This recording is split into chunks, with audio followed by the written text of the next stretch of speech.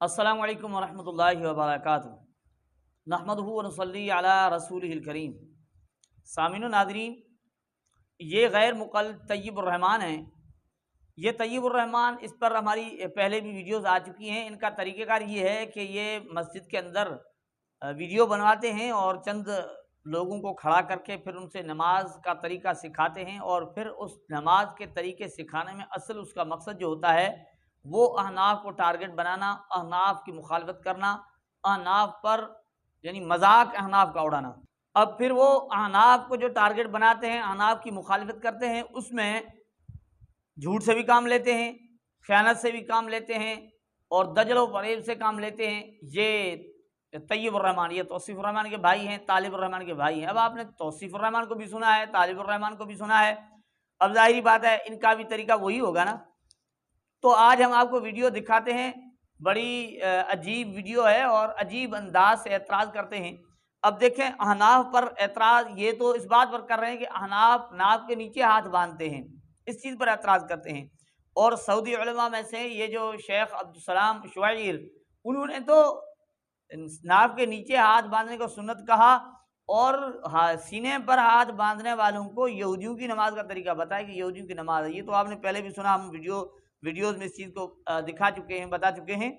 لیکن یہاں یہ طیب الرحمان مسجد میں کھڑے ہو کر ایسے جھوٹ بول رہے ہیں۔ ایک تو احناف پر جھوٹ، دوسری بات یہ بخاری شریف پر صاف صاف جھوٹ بول رہے ہیں۔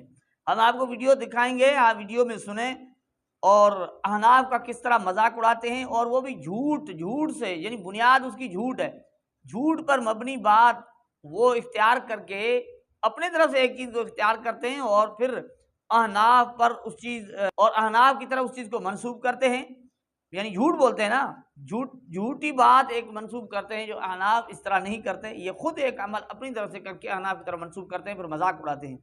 تو ناظرین کرام، آپ سنیں طیب الرحمان کو کہ وہ ناف کے نیچے ہاتھ باندھنے کا کس طرح مذاق اڑا رہے ہیں۔ یہ ساری ہماری مسجد کے کئی نمازی دیکھیے گا، اللہ اکبر، ناف تو یہ رہ گئی، شرمگاہ کے اوپر ہاتھ باندھے ہوتے ہیں، شرم کی بات ہے۔ اتنے ایزی کھڑے ہوتے ہیں، ایک پینٹ والے آتے ہیں، نوجوان، اللہ اکبر کرے، اللہ اکبر، وہ تو ہاتھ ہی رکھتا ہے، پتہ نہیں بھاگ جاتا ہے کدھر جاتا ہے، کیا کرتا ہے، اتنی شرم ہے، سبحان اللہ۔ اب ناظرین اکرام، آپ دیکھیں طیب الرحمان نے اپنی طرف سے ناف کے نیچے شرمگاہ پر جا کر ہاتھ باندھا، اور شرمگاہ پر ہاتھ باندھا، حالانکہ یہ بالکل جھوٹ ہے، احناف کا یہ طریقہ کار نہیں ہے، جھوٹا بندہ ہے، صاف صاف جھوٹ بول رہا ہے۔ احناف ناف کے نیچے ہاتھ باندھتے ہیں، ان کی آپ نماز سچ کر دیکھیں، وہ اور دیکھنے میں بڑی نماز خوبصورت نظر آتی ہے، ایک باوقار نماز نظر آتی ہے، اور غیر مقلدین کی وہ نماز ہے جو خود کہتے ہیں، ان کے وہ جو ابو زید ضمیر ہے، وہ کہتے ہیں، خود بندہ دیکھ کر کہتا ہے یہ کوئی کشتی لڑنے آیا ہے کیا؟ تو ان کی خود کی نماز اس طرح ہوتی ہے، کوئی خشوع خضوع نظر نہیں آ رہا ہوتا۔ لیکن یہاں چونکہ ان کو مذاق اڑانا ہے تو اپنی طرف سے شرمگاہ پر ہاتھ باندھتے ہیں، اور پھر کیا کہتے ہیں، ایک تو یہ کہتے ہیں کہ اس طرح آ کر کوئی نوجوان باندھتا ہے، کوئی یہ چیز بھاگ جاتی ہے، کوئی یہ بھاگ جاتا ہے کیا؟ اب دیکھیں، یہ ان کا بڑا اسکالر ہے، بڑا عالم دین ہے، ان کا بڑا بزرگ ہے، یہ موحد ہیں۔ اب ان کی گفتگو کا انداز دیکھیں، اپنی طرف سے جھوٹی باتیں منسوب کر کے اور اس طرح کی گفتگو۔ اور پھر مجھے حیرت اس بات پر ہے کہ یہ اس چیز کو ایک اپنی طرف سے عمل کر کے پھر کہتے ہیں بڑی شرم کی بات ہے، بڑی شرم کی بات ہے۔ اب آپ سمجھ رہے ہیں اس بات کو؟ مجھے اس چیز پر حیرانگی ہو رہی ہے کہ یہ کس چیز پر کہہ رہے ہیں شرم کی بات ہے۔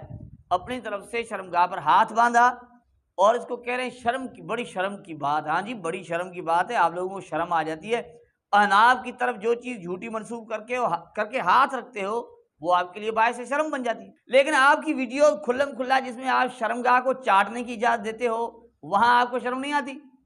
آپ کے یہ محمد عاقل جو جدہ نور ٹی وی جدہ والے ہیں، وہ شرمگاہ، بیوی کی شرمگاہ کو چاٹنے، چومنے، اور اس کی رطوبت اگر منہ میں چلی جائے تو بھی کہتے ہیں جائز ہے، کوئی ناجائز نہیں۔ بندہ اس سے پوچھتا ہے کہ مرد اپنا آلائے تناسل بیوی کے منہ کے اندر گھسیڑ دے، کہتے ہیں جائز ہے۔ اب بتائیں، وہاں آپ کو شرم نہیں آتی، اور اپنے طرف سے ہاتھ باندھ کر جھوٹی چیز کو منسوب کر کے کہتے ہو شرم کی بات ہے۔ ہاتھ لگانا آپ اس کو شرم کہہ رہے ہو، اسی چیز کو منہ میں ڈال جاتے ہو، منہ میں لے لیتے ہو، وہ شرم کی بات نہیں۔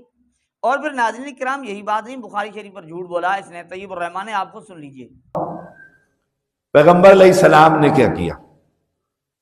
پیغمبر علیہ السلام فرمایا دایاں ہاتھ بائیں ہاتھ پر رکھتے ہیں. یہ دیکھیں یہ جو گٹ ہے نا، گٹ کہتے ہیں نا، کیا کہتے ہیں پنجابی جی؟ سردار شعیب صاحب ہیں آپ کا نام کیا تھا؟ نصر اللہ خان. وہ تو نصر اللہ خان ہو، سیاسی قائد بھی تھے ہمارے. کلائی، اس کو اس کلائی کے اوپر رکھ. صحیح بخاری ہے. دایاں ہاتھ بائیں ہاتھ پر رکھیے، اس کلائی کو اس کلائی کے اوپر رکھیں گے. اب جب ایسے رکھیں گے نا، کلائی کو کلائی پر رکھیں گے نا، وہ نیچے جا ہی نہیں سکتا. ٹیکنیکل یہ دیکھیے گا، میں نے کلائی پر رکھا ہوا ہے، نیچے کر کے دکھائیں. کوئی پریکٹیکل کر دے مجھے، آپ سارے میرے کوئی پریکٹیکل کر کے دکھائے.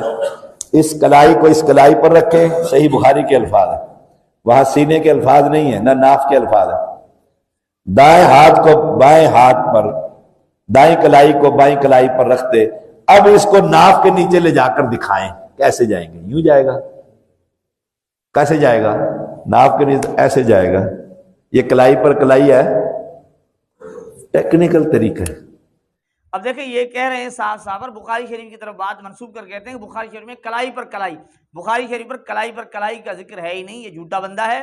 وہاں تو یہ ہے کہ ہاتھ کلائی پر، یعنی ہاتھ کا ذکر کلائی پر ہے. اور بعض احادیث میں ہاتھ کے اوپر ہاتھ اور ہتھیلی کے اوپر ہتھیلی، یعنی اس کی پوری ترتیب جو احناف کی نماز میں ملتی ہے کہ ایک ہی ساتھ تمام احادیث پر عمل ہو جاتا ہے. ہتھیلی پر بھی آ جاتی ہے اور کلائی پر ہاتھ بھی آ جاتا ہے. اور بعض احادیث میں جو پکڑنا ہے نا، یہ پکڑنا وہ بھی احناف کی نماز میں، یعنی احناف کی نماز 100% احادیث پر عمل کے مطابق آ جاتی ہے. لیکن غیر مقلد اپنی جھوٹی بات کو ثابت کرنے کے لیے کہتا ہے کلائی کے اوپر کلائی. اب دیکھیں نیچے نہیں جا سکتا، 100% جھوٹ بولتا ہے. اب ناظرین کرام ایک تو اس نے احناف پر جھوٹ بولا، دوسرا بخاری شریف پر جھوٹ بولا.